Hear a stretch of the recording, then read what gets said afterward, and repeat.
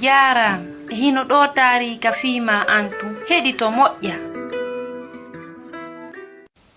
Fi Aminata Kamara fiino tornde Aminata nden jaabori hara hiɗa mari mbaadi ndi ɓurɗa yiɗude. Mbaadi ndi Aminata yiɗi ndin ko mbulu on. Himo yiɗi kammu mbulew ngun e maayo woɗewo ngon e goɗɗum ngo ko waywa mbulu. Ko ɓuri e yiɗude kon ko gite mbuluje nene makko ɗen. Ko tawi kon non min gite anden ko Fatuma keneje hina ko moƴƴi.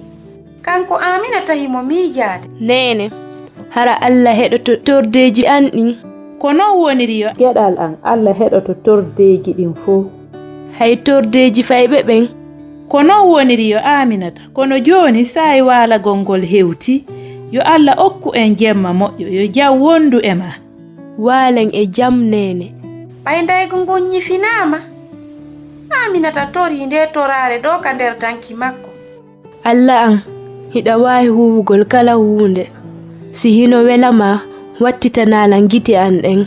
Itta ko ɗe woni kon Fatuma keneje. Wattaɗe buleje. Amina. Allah heɗike tornde Aminata nde.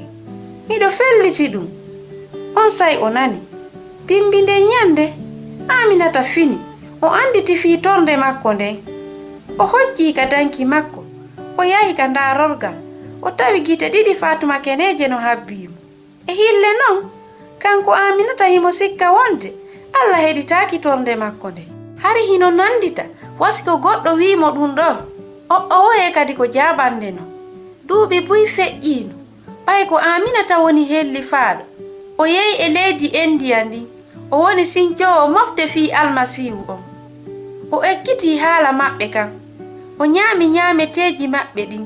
O ɓorni coñci maɓɓe ɗin fiino o nandira e maɓɓe fii wota ɓe jogoromo wa janano. O wattiri mbaadi makko ndi wa Fatuma keneeri. Nyande goo weldiiɓe makko ɓe wiimo kanko Aminata. Aminata hakkenko ɗum moƴƴi ka gite maɗen woni Fatuma keneje e di mbuluje. Si wona ɗum fo andey wonde ko a janano. Gite Fatuma keneje Aminata no andutude fi tornde makko nde fewndo ko fanɗi. O woye kadi ko jaɓawol moƴƴol immorde ka Allah. Wonde Allah okkay en kisan ko faala ɗen kon. Wonde o wiyay en yen habbo.